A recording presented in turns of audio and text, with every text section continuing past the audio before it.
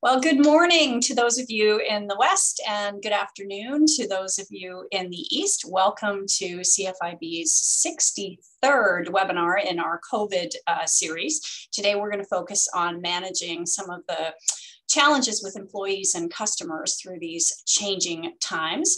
And so let me introduce myself. I am Laura Jones, the Executive Vice President of CFIB. That's a fancy way of saying that I wear, like you, many, many hats in the organization.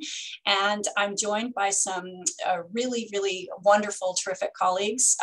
All my colleagues at CFIB are wonderful and terrific. And today I'm joined by Jocelyn, Caesar, and Brendan, and each of them manage our business resources, which is a fancy way of saying our helpline, really, and our tools for members. And so they've all popped their cameras on and will wave to you. Some of you may be familiar with these faces.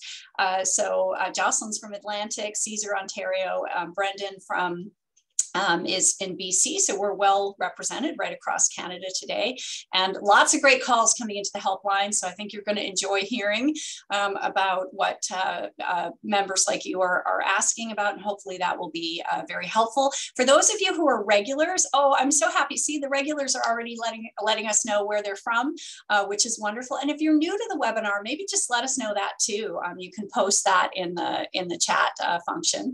And for those of you who are regulars, you may be wondering, where's Corinne? Don't worry, Corinne's still with us. She's just gone on a well-deserved vacation, so she will be back for our next webinar. And what else do I need to tell you? A few housekeeping details.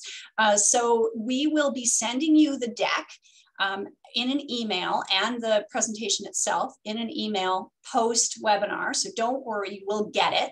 I know Arij will also post it in the chat once we've gotten through everyone saying hello and letting us know from what part of the country. Isn't it wonderful to see?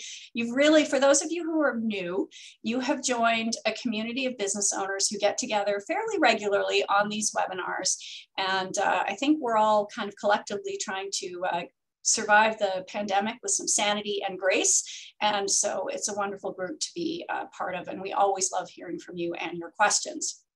So let me get to the agenda, and I know my team will pop up if I forget anything, so feel free to do that. I should also mention Rachel is with us. She's in the background asking questions, but I will invite her to pop up when if there's anything she wants to add on the quick federal update.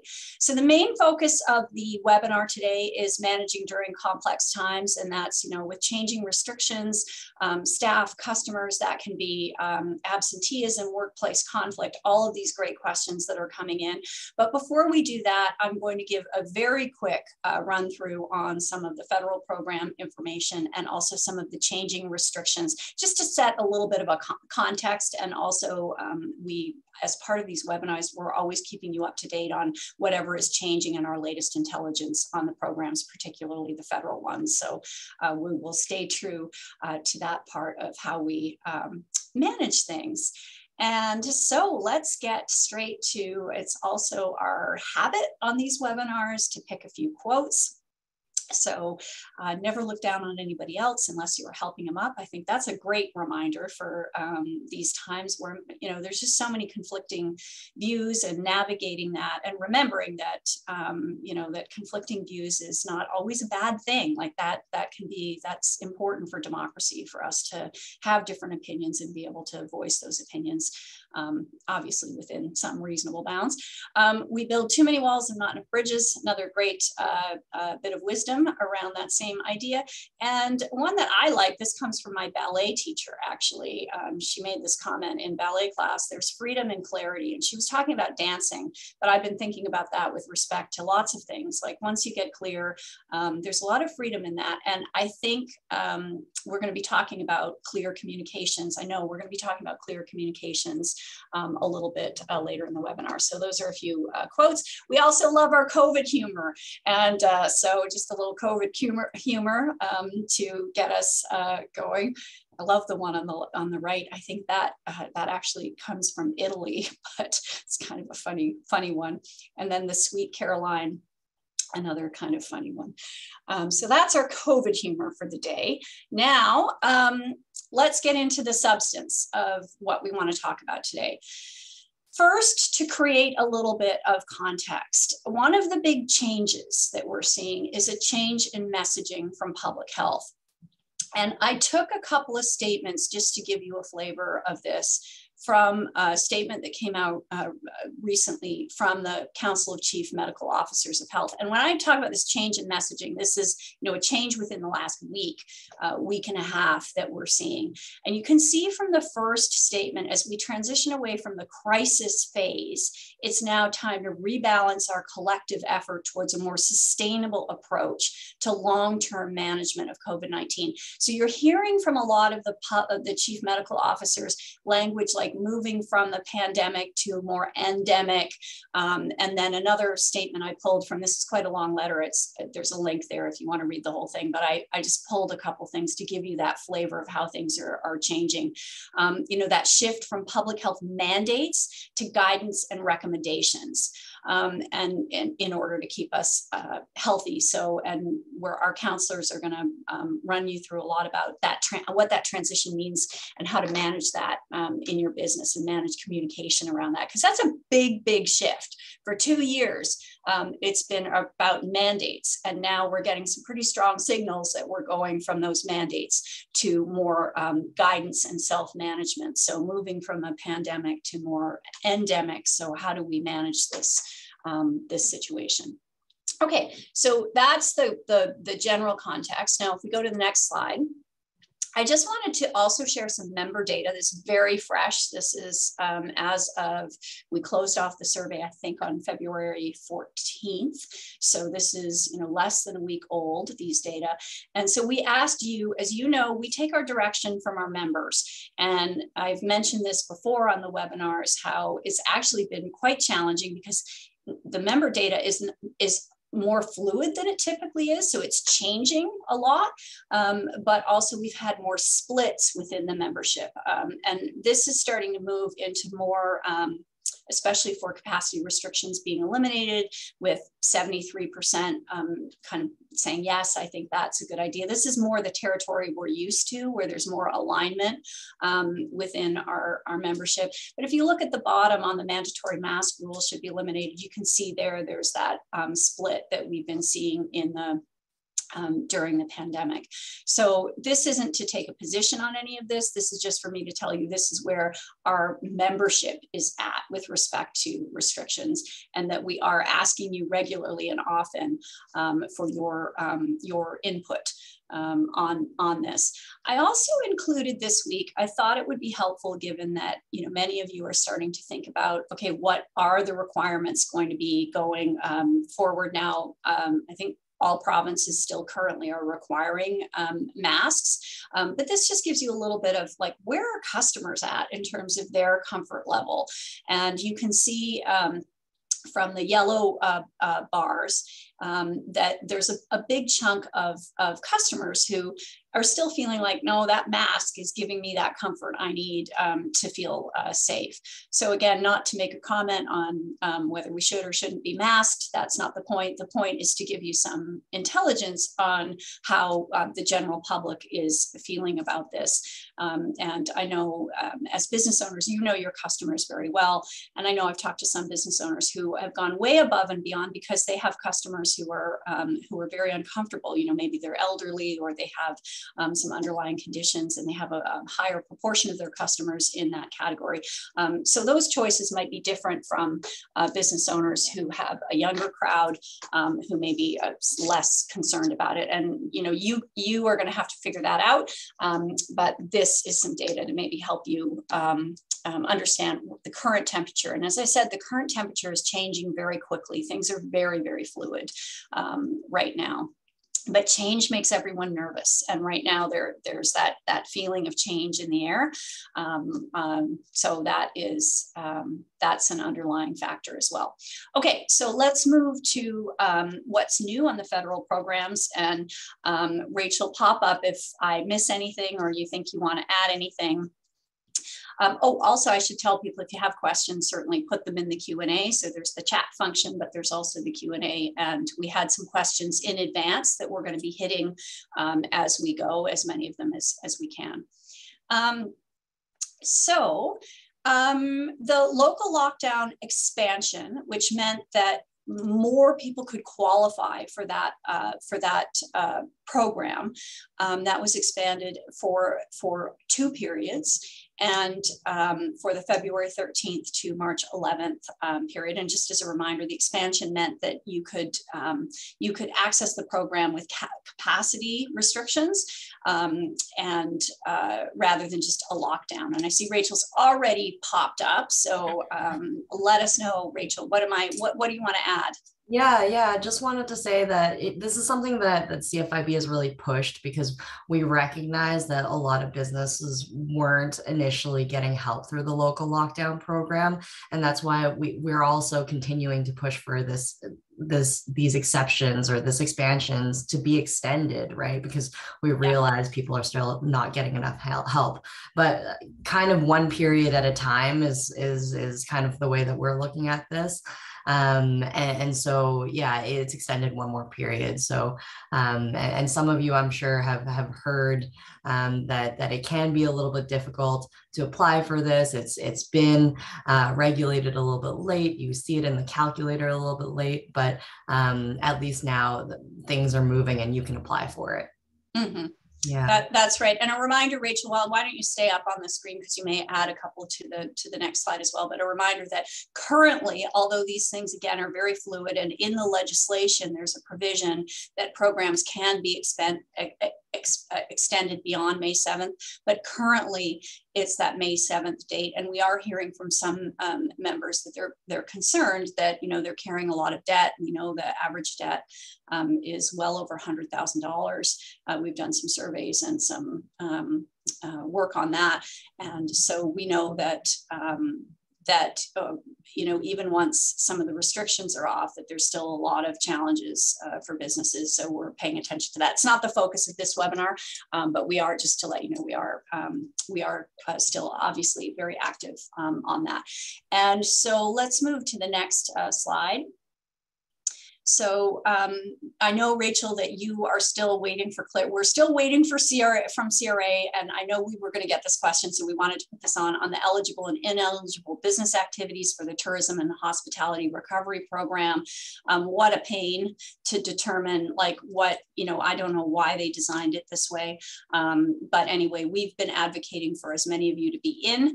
But in the meantime, Rachel, they seem to be making some decisions in real time, and for those people who are getting their grant money coming through, and then for others there's been delays, and for some of those delays CRA is reviewing, calling back, explaining if they should apply to an alternative stream. I don't know if there's anything you want to add to that, Rachel. Yeah. I think the key message here is, if you're not sure if you're eligible, you should apply to the programs. And if you're not sure if you're eligible to the tourism and hospitality business activities list, right? Try it anyways, but do it early, so that you can expect these delays to happen. And CRA has been, it seems like they're, like you said, making decisions on the fly, and calling people back and letting them know if they're not eligible, if they are, to a different stream where they should be going. So yeah, that's probably the key takeaway there. Yeah, thanks, Rachel. And second key takeaway would be that we continue to advocate for those of you who are in that gray zone. And it's really frustrating. I can't even imagine how frustrating it would be to be in that situation where you really should be in this program. And, well, frankly, any business with revenue losses should be. So why they artificially said these businesses will get the more generous help, these won't. And I use generous a little bit loosely there. Yeah, I might just add, like, if you do fall into this category, feel free to call our BR counselors. Like, let us know that your frustration, because we are keeping that list. We are still pushing government to open it up for those who really need it. right? And when we say pushing, like you guys might not know exactly what we mean by that. I mean, like Dan's calling Christie or Freeland. That's what I mean by pushing. Like we're making very strong cases. And I mean, obviously with as many MPs as possible, but also directly to the finance minister on that one. Okay, so also Rachel, there was some confusion on because even if you're applying, the same calculator is being used for both the THRP and the local lockdown subsidy, which can be confusing because the calculator is called the THRP, and you may be thinking, well, no, I'm not applying for that one. I'm applying for local lockdown. Why? I'm being directed to the wrong place. One of those online experiences where if you could quickly ask someone, they'd say, oh, don't worry, but you can't. So then you're thinking, do I have it right? Do I have it wrong? So we were getting some confusion about that. So if you're in that, we won't spend much time on that, but just if you're in that situation, no, it's the same calculator. And then quick update on the temporary flat rate method for home expenses is back. And so that's that simplified expense deduction. Again, not the focus of this webinar, but just some quick things that we know about. Yeah. Did you want me to add something on the last one? I just wanted to say, like, for the temporary flat rate method, just like the reason why we encourage you to encourage your employees to do this is, you know, at the end of the day, you don't have to do the T2200, which is, and you don't have to keep those work expenses for your employees. So it really helps you at the end of the day. If it's simple. Perfect. Yeah, I'm good. Thanks, Rachel. That's awesome. Okay, now we're going to get into some of the restrictions piece that is changing. I just wanted to quickly cover off the federal one. So the rapid antigen tests are now going to be accepted to enter the country. So that PCR test with the 72 that you had to get 72 hours or less in advance is no longer required as of February 28th. So that's good news, I think, for those in the travel industry who are finding that quite challenging. And there's also some easing on the arrival testing. And another big signal that the thinking on the pandemic has changed is the federal government has eliminated the recommendation not to travel for that recommendation, don't travel for non-essential purposes, has been eliminated. You're still required to use ArriveCan. Oh, what fun. Did I use my inside voice for that? So that app is still in place. Okay, let's go to the next restrictions. Okay, so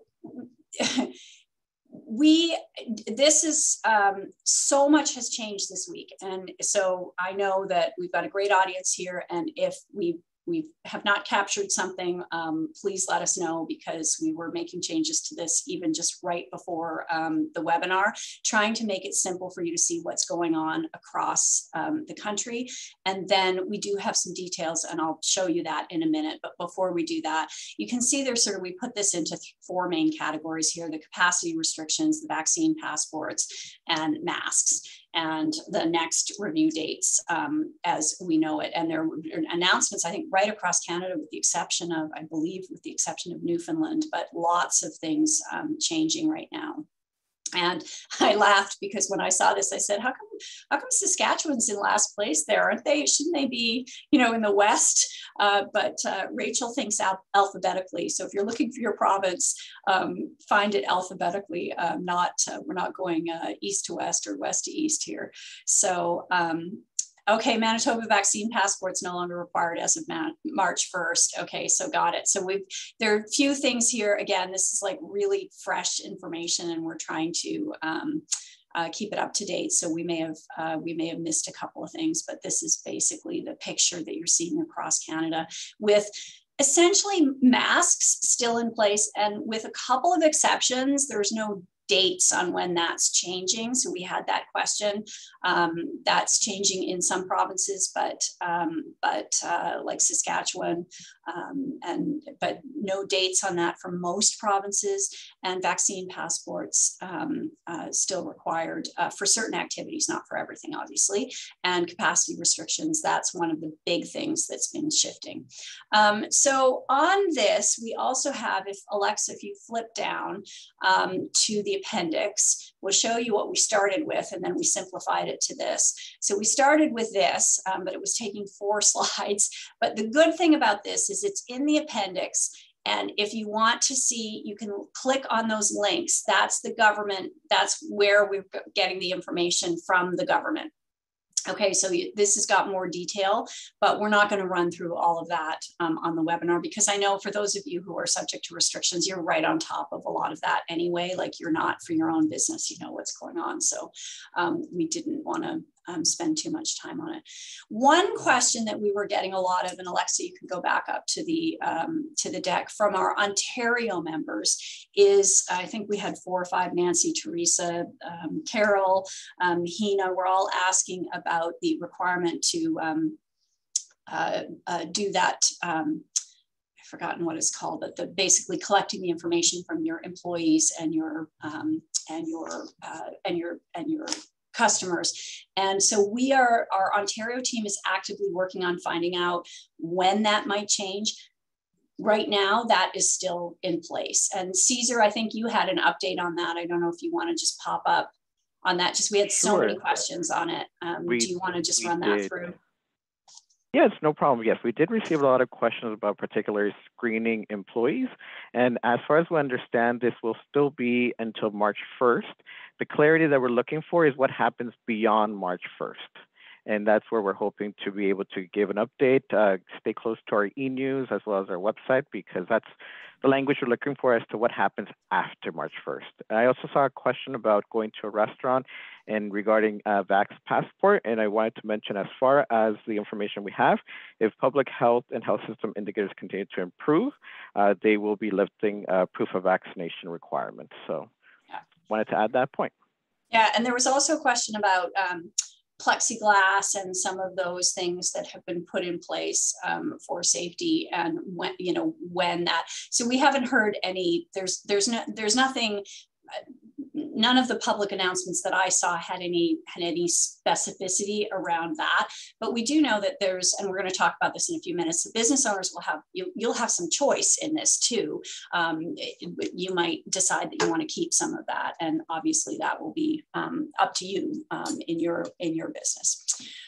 Okay, so that's the overview of the provincial restrictions. And now I think we're getting to the fun part of the webinar, where I turn things over to Jocelyn, managing all this change and transition with staff. We've heard some really interesting stories from members about some of the challenges with staff fighting, managing difficult customers, all of the above. So I'm going to turn things over to you, and then I'll pop back up as needed.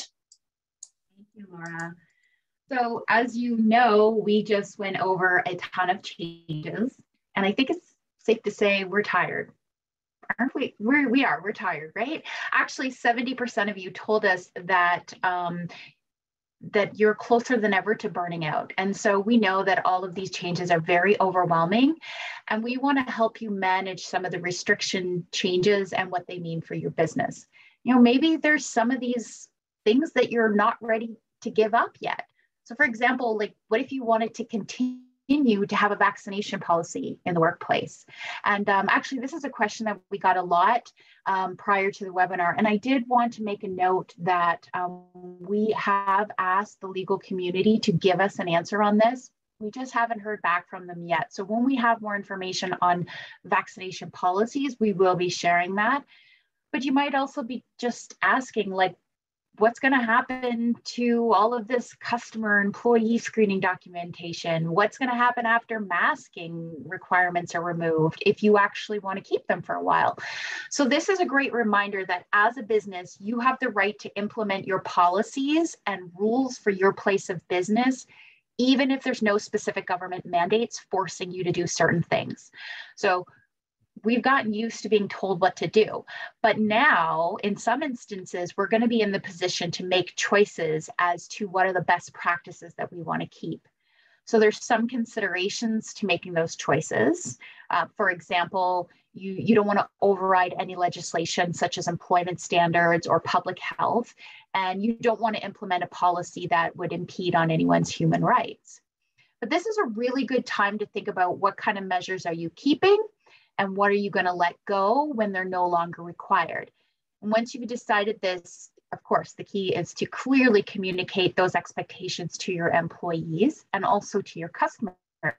And the way that we're going to do this is to be really clear and specific and apply the rules consistently. And to do this, we recommend that you have a policy. So we're going to open a policy for you here that has a really big fancy name. It's a fantastic tool, and it actually is a requirement in some provinces. This is called the Communicable Disease Prevention Policy Template. We know that's a mouthful, admittedly. Despite the fancy title, this template is what I'd actually call a sickness in the workplace policy. And the reason that it has such a long name is that it was actually called, this is what the legislators in the provinces that need it is a requirement. I do know that it's a requirement in BC and Saskatchewan, and really it's a control plan, a COVID control plan, and more provinces may implement this as a requirement. So it's a good one to have now, even if it's not needed. So the purpose of this policy, as we're scrolling through it a little bit, is to outline the processes and procedures that workers are expected to follow surrounding the prevention and management of all communicable diseases, not just COVID, but think about things like SARS and whatever else might come to us in the future, knock on wood, hopefully nothing. But it allows the steps that businesses can take to protect everyone's safety. And that would include things like management responsibilities, cleaning procedures, social distancing, self-screening, when you want people to stay home. So putting this policy in place is really a great first step. And when you do put a policy in place, though, don't forget to review that with your employees so that they understand it. And supporting it even with some signage and posters. We actually have some mask posters in our member portal, and also individual provinces have poster resources on their COVID landing pages. So you might want to put up a mask preferred here sign or mask required here sign, whatever fits your business needs. And just keep in mind that everyone has experienced all of these changes that you've been experiencing in the last 2 years. And it is easy for staff and for customers to get mixed up or to forget or to not realize what you would like them to do. So signage and reminders, they're all really, really helpful. And so this template, the Communicable Disease Prevention Plan template, we're going to send it with you with the deck. And also, if you have ever been into our website member portal, you can find it there as well. Perfect, Jocelyn. That's Carol put that great question in the chat, and I just wanted to make sure everyone understands that you're going to run through a couple of great templates that we have. This is one of the things that we do for members of CFIB. We have these great templates we put together where you just put in your information, and we try to make it as easy as possible. And we will be sending it to you with the webinar deck after the webinar. You can also access it, as Jocelyn said, through the member portal, which is basically the part of the website where you sign in. So it's behind we're not just giving this to everyone. This is specific for you. And I think Arish may have also just shared it as a file. So multiple different ways to get it. So whatever's easiest for you, but we'll be sending it to you by email. Thanks, Jocelyn. Yeah, it's also a really great plug for our business resources line.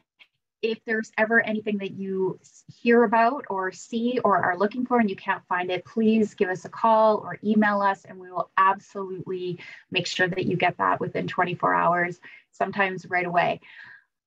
So this is specifically about the communicable disease, the COVID, and how to kind of set up the expectations for the changes that are happening.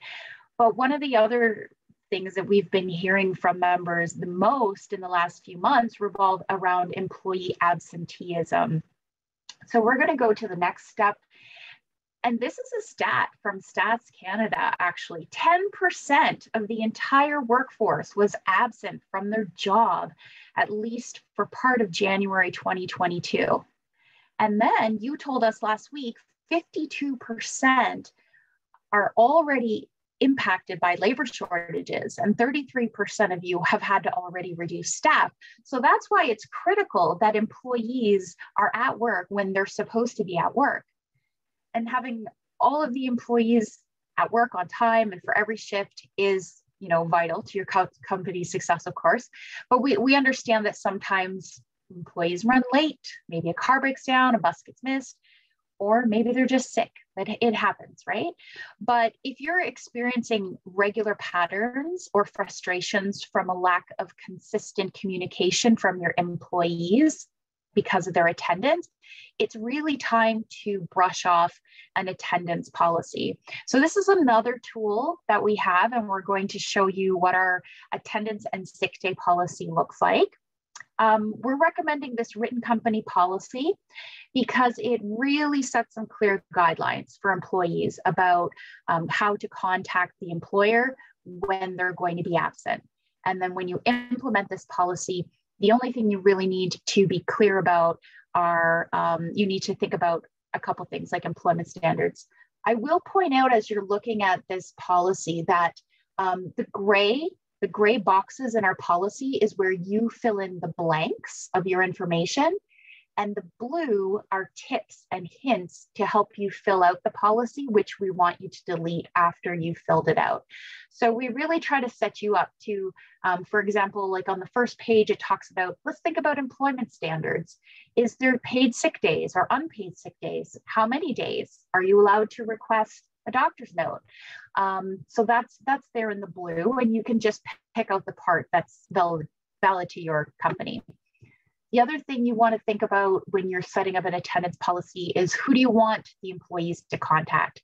And then how should they contact you? Are you okay with a text, or do you need them to call you? And what time or what point should they call you? Is it as soon as they know they're absent, or do they have does it have to be at least half an hour before the shift if it's ever possible?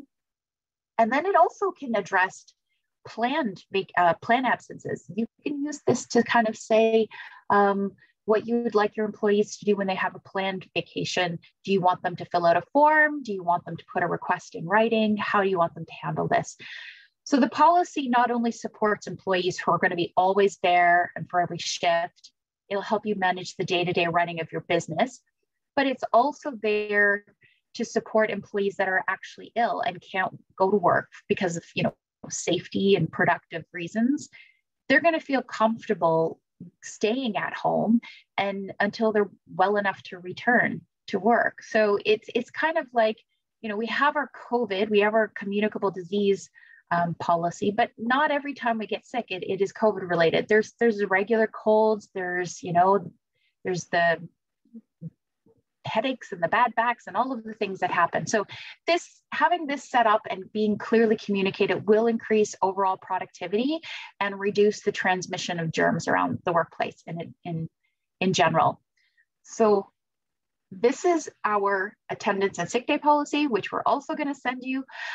But we have been also still getting a lot of questions about, well, what if it is COVID related? Or what if my employee, what if their spouse has COVID, or their child has COVID, or they are a close contact? And for those of you that were with us on our last webinar, you might be familiar with this tool. It's called a COVID-19 Quick Reference Guide for Employers. This was actually so new during the last webinar that some of the provinces were being uploaded during the live webinar. So I'm happy to advise you that we've been keeping them current, and we've been updating them as the rules change. And we also added, as per your request on this webinar, the territories, and we also added Quebec English. So these are all available via the link that's right in the deck. So if you click on the link, it brings you to the web page that has all of the province listed. And we recommend that you always use the link because that will give you the latest version that's most updated. So what this particular tool does is it looks at vaccinated and unvaccinated. And for example, if your employee was a close contact of a positive case in the same household, is there testing requirement? Is there isolation requirement? When can they return to work? So for a lot of provinces, the difference between vaccinated and unvaccinated, it is different. And then there are some provinces where that no longer matters. For example, in Nova Scotia, what you do does not differ depending on your vaccination status. So these are really a really great tool to help you untangle some of the rules that we've been struggling to keep on top of the rules are changing so fast. It moves so fast. So it's very challenging to untangle the rules. But I'm actually going to bring up Brendan to help me out, because before the webinar, we did get some questions about attendance. And part of the questions really had to do with, what do you do when my employee's attendance is really spotty and inconsistent? Or what if they can't come to work because maybe they're not sick, but they have children to take care of? Those kinds of things. Yeah, these are such great questions. And I think, you know, I've always felt that since my time started here at CFIB a long 8 years ago, that attendance management really is the bane of many employers' existence. And it's incredibly complex and challenging. We often get the question, you know, my employee is absent a lot from work due to either illness or unexcused illnesses or absences. Can I discipline them, and can I terminate them, or can I replace them, essentially, is the question we're getting. And the answer, of course, and I always hate to give it in this form, is it depends. And it depends for a few reasons. What we do know is that prior to the COVID pandemic, the average Canadian was absent from work due to illness 10 days per year. 10 days per year was the average. Of course, that's kind of skyrocketed since COVID came into place. But what we saw from the courts before then was that if a worker's absenteeism became excessive, and of course, in very court-like fashion, they didn't put a number on what excessive actually means to them, a business owner could part ways with the employee, not for just cause, mind you. You'd still have to pay them out their termination entitlements, and you still have to show that you've given them adequate progressive disciplinary steps, so written warnings, you've tried to support them. But ultimately, if it was proven by the business that the employee could no longer fulfill the duties of their contract, that you could part ways with them. Now, obviously, COVID's thrown a wrench into that, but the core foundation, what we've seen is that really hasn't changed. Now, there is a big old asterisk and caveat to that, is if an employee is having attendance issues due to things like having to take care of sick children, or being sick themselves, but in a chronic fashion. So let's say they have cancer, let's say they have Crohn's disease, something that's considered a chronic illness, those are actually protected grounds under the Human Rights Code. So, and so is having a child, by the way, who's ill. That's considered family status protections. So what I would advise is you may be able to part ways with a worker who is ill for reasons that are not protected under the Human Rights Code, or absent frequently without any kind of medical exemption or excuses. But definitely call us at Business Resources. We'll help you kind of wade through the muck so that you really mitigate your legal liabilities. Because it's a bit of a quagmire, but our folks on the Business Resources team are skilled and adept at being able to help you navigate that. So give us a shout, but ultimately you may be able to part ways and fill that role as needed, but we'll need the details. So that's the big depends caveat, but hopefully this gives you some more information, at least to start off before you give us a call. Yeah, thanks, Brendan. And again, I think that one of the best ways to start building a case up for yourself as a business is to have those policies in place, because it shows you've done your due diligence, it shows you've thought about it, it shows you have rules in place. So this is a great place to start. So I see that there's some love for the tools in the chat. Thank you very much.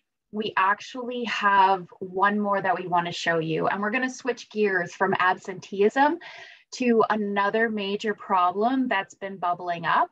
And I'm actually going to read you a direct question that we got from Kathy before this webinar. So Kathy said, things are really heating up in our workplace lately. There are very strong opinions regarding COVID-19 mandates and vaccination statuses and all of that. The environment is nearing near toxic levels. Do you have any advice on handling the conflicts that arise amongst employees? It's getting to the point that we want to simply say there cannot be any mention of vaccines, convoys, mandates. Short of doing this, which I know would be really difficult, how can the management team keep the peace in our workplace? So I'm not sure if you're here today, Kathy, but thank you for your question, because it perfectly reflects what we've been hearing from members across the country. One of the things that's become really apparent is that throughout the pandemic, there's been an increase of conflicts in personal values.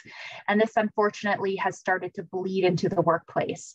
Everyone in Canada, of course, is entitled to their own opinions, but the reality is things aren't really black and white right now. I know Laura talked about that a little earlier. There are many shades of gray. People are really quick to pick sides and assume that the other person's wrong or misinformed or intentionally being disrespectful. But a lot of times we're just forgetting basic human 101. So be kind and respectful and tolerant of others. And this includes those that have different opinions and values than you. So this is why we've created a simple and powerful template to share with you today called a respectful workplace statement. You guys are actually the very, very first members to see this new tool, and I think it's a really great one. So this statement is all about character and your workplace culture. It lays out the rights and responsibilities of all parties. So it talks about the employer, the manager, the supervisors, the staff, and frankly, it applies to customers too. It's meant to ensure that everyone gets treated fairly and with dignity. And it really is meant to be a companion piece to some of the mandated policies that you have, like the anti-violence or anti-harassment, anti-bullying discrimination policies. But this statement really is about your company culture and the environment that you want to foster.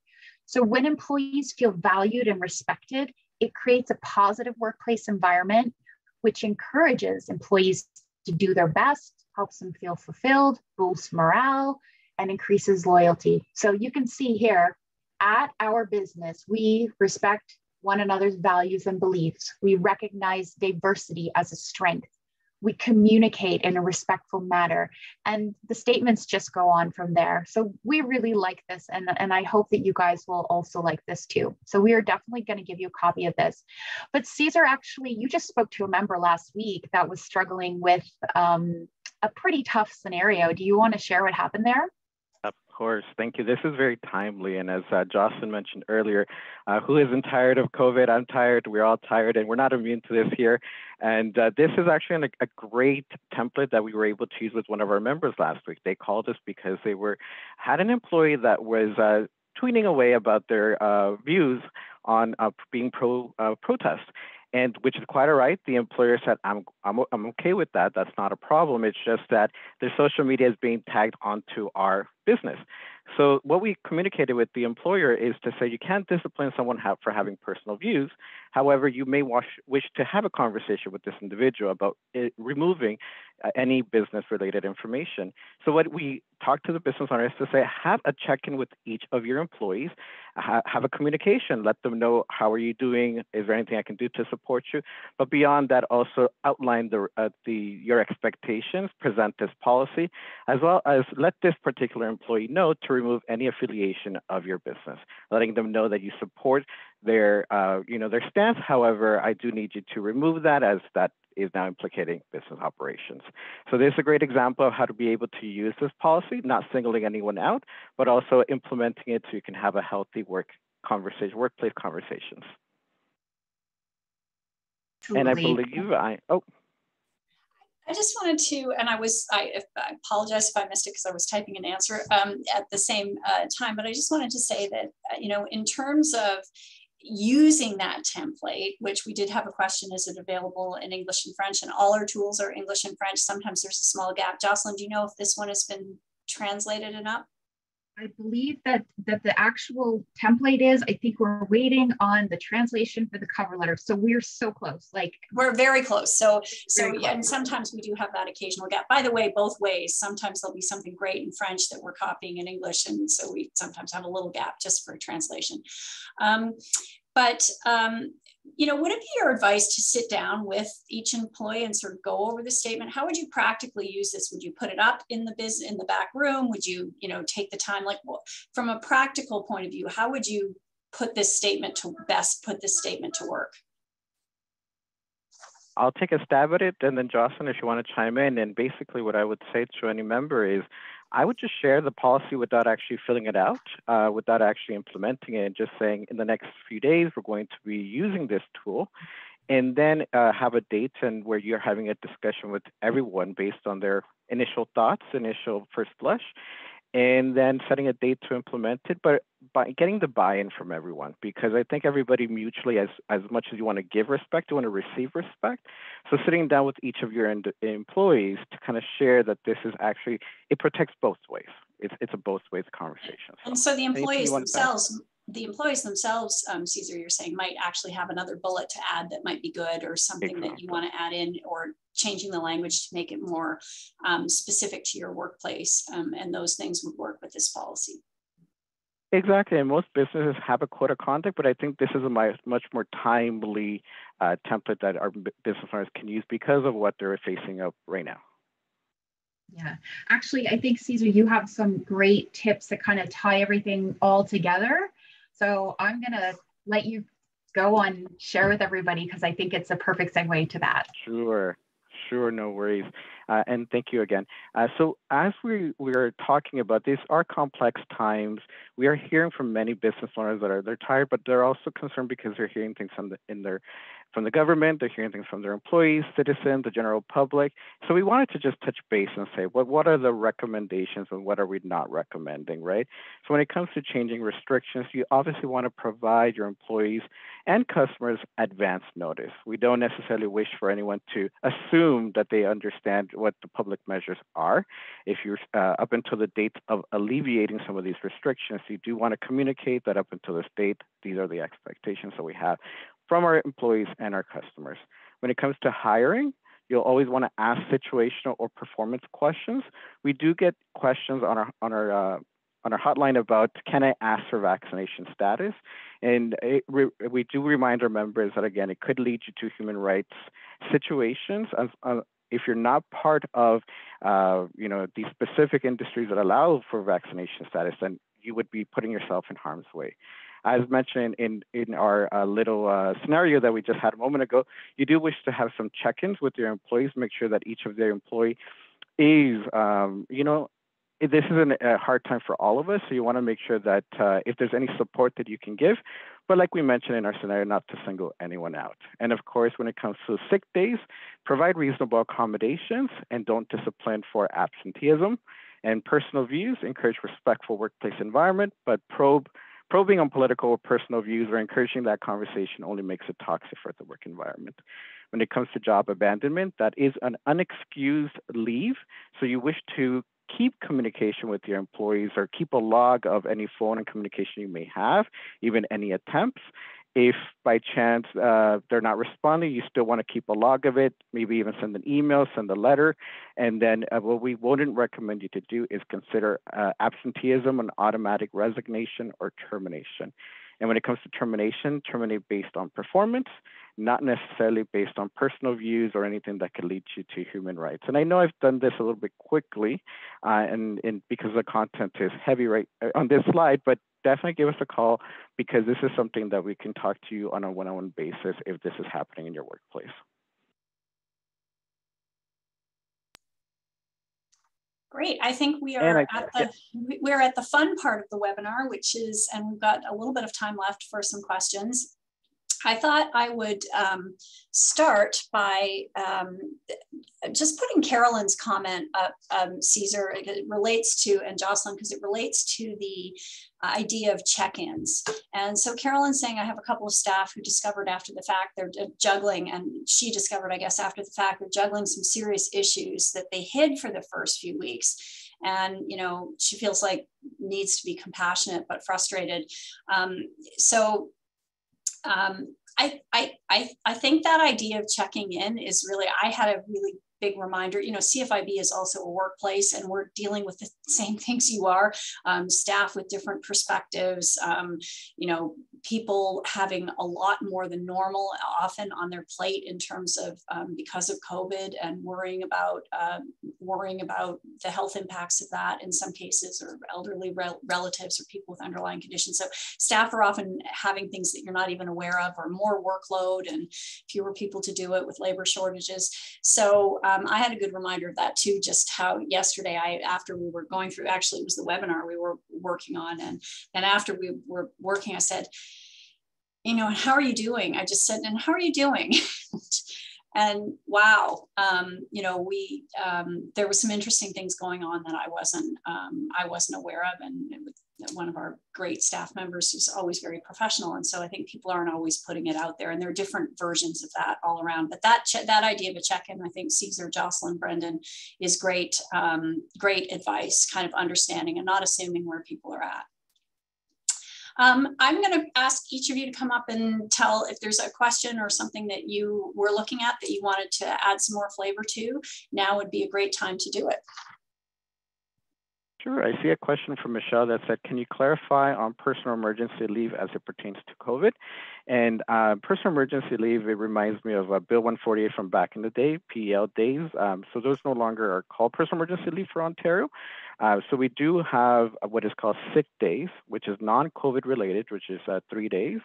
And then for COVID, then we have what is called the infectious disease emergency leave.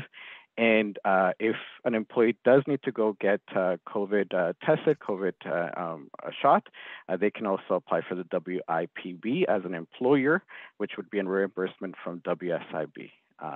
So I wanted to clarify that for Michelle as well. But if there's any questions further to that, Michelle, you can definitely contact us. Great. Any ones that you're seeing, Brendan? Yeah, absolutely. Excuse me. I have a great question from Kelly, and one that we've been getting all through the pandemic. She asks, for those workers who are unvaccinated, once the restrictions are lifted, can we still require them to wear masks in the workplace?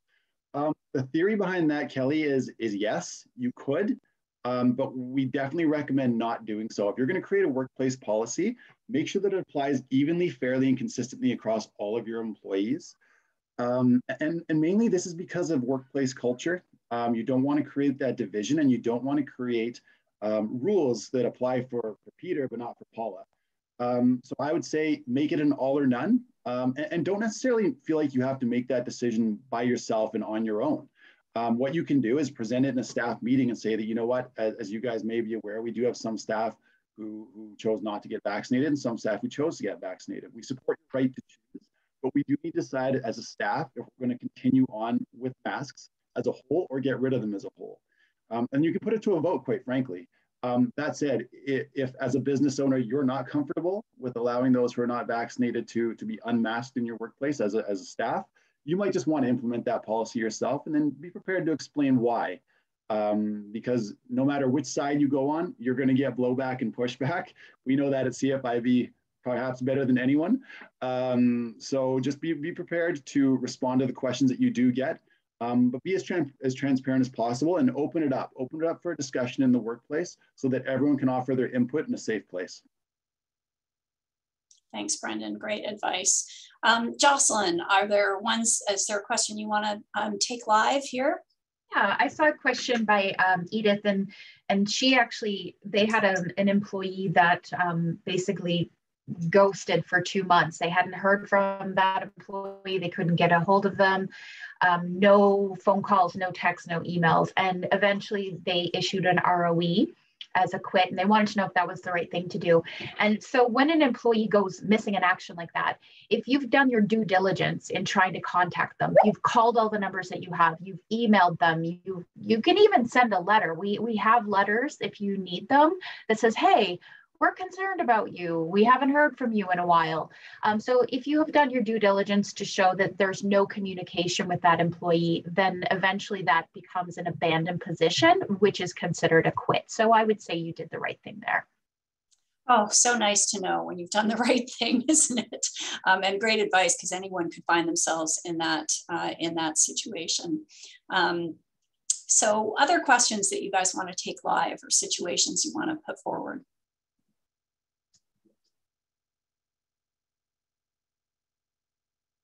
There was one there of, it's actually about half a day of sick leave. And Brendan, I think that has to do with BC. Do you want to explain how a partial day is used on the sick day, paid sick days?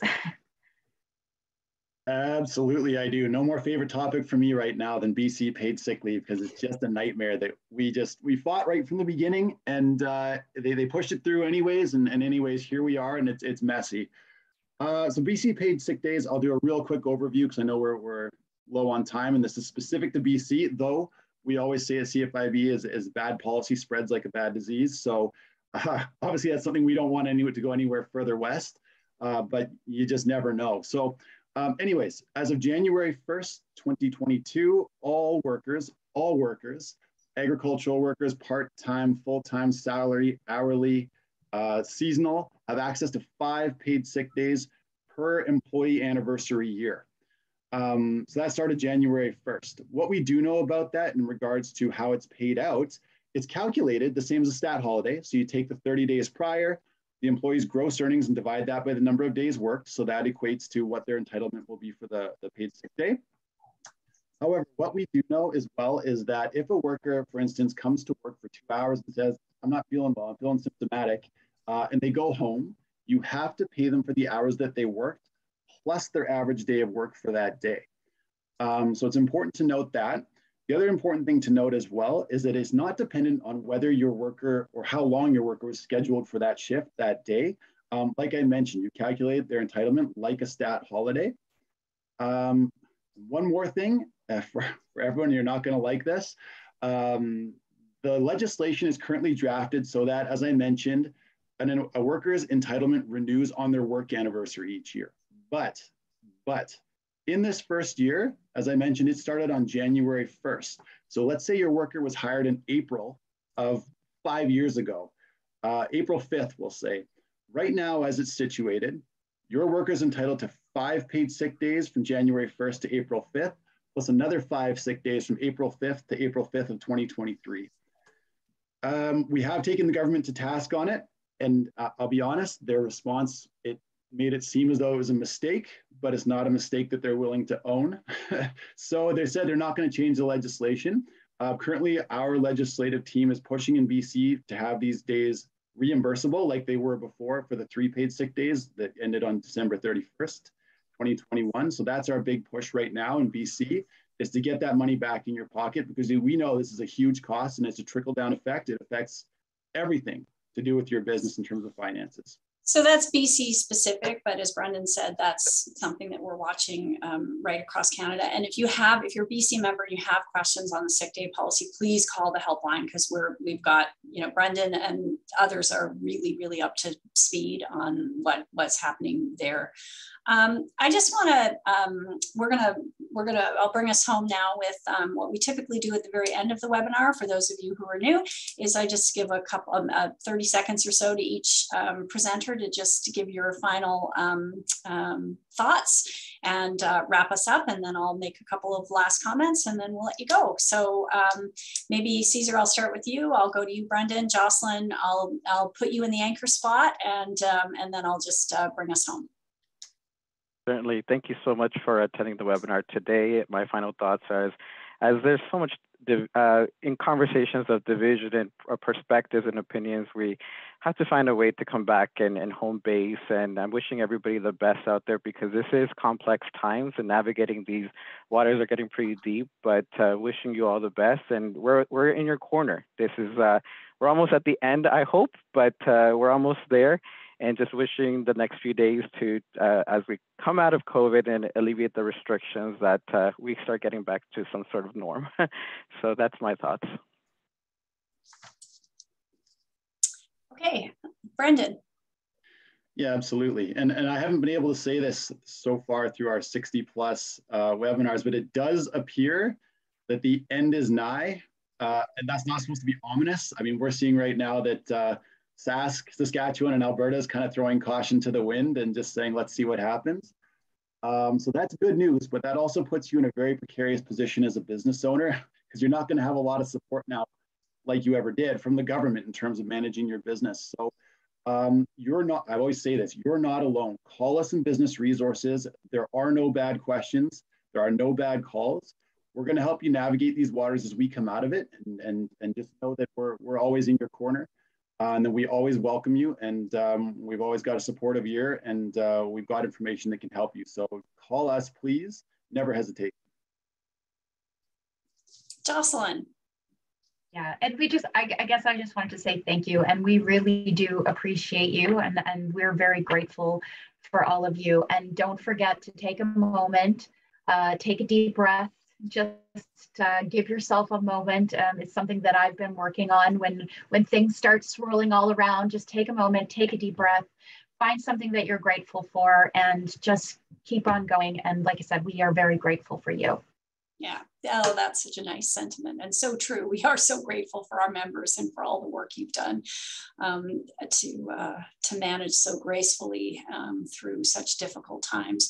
I just want to say a couple of wrap-up notes. One is that we may be doing this webinar again, so just be careful if you're wanting to sign up for another webinar. Just make sure it's not this one again, and then you're like, I've seen that movie before. Only because this one seemed to be quite popular, and we had a few people suggesting that more notice would have been nice, which we're always trying to do as best we can, and we're trying to improve on that. So we hear you on that.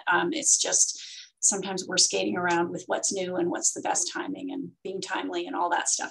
But we'll probably have a different webinar in 2 or 3 weeks, depending on how things go. So look out for that. I just want to come in behind my colleagues here. We're all in each other's corners. And one of the things I love about these webinars is that we've created a community here. I look at the chat function, you're answering each other's questions. You're saying, yeah, you're not alone. I have that too. It's just a wonderful community that we've, that we're privileged to be in together here, and just hang in there through the tough times. I go back to that quote that with clarity comes freedom. So just, take that time to think about what you want your policies to be, who your customers are, how you want to serve them, and then step up to that clarity, clearly communicate. And I think some of these policies and tools will be great help to you, but always give us a call if you need anything. We're here, and everything will be emailed to you, so we'll have what we talked about today also on the portal. So lots of different ways to access the information. And thank you for all your great suggestions. I see many of you saying these are fantastic tools. Well, that's because we talk to you and you tell us what you need. And so and for those of you whose questions we haven't answered, we will be looking at them. And so, look out for that on the next webinar or on, on our FAQs on our website, because we use the intelligence that we get from you to then create tools that will be helpful for all of you. So thank you very much, and we will see you again soon. With that, we'll end the webinar.